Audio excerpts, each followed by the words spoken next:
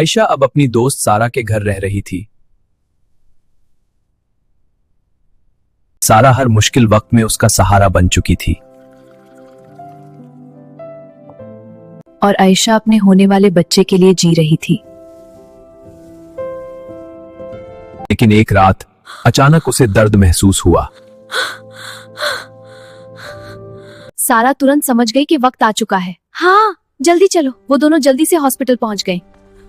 सारा बेचैनी से बाहर इंतजार कर रही थी। फिर एक खुशखबरी आई। आयशा ने एक प्यारे से बेटे को जन्म दिया। उस पल आयशा की दुनिया मुकम्मल लग रही थी। लेकिन उस वक्त फैजान भी हॉस्पिटल पहुंच चुका था। उसकी आंखों में न खुशी थी न मोहब्बत। फिर उसने वो किया जो आयशा ने कभी सोचा भी नहीं था।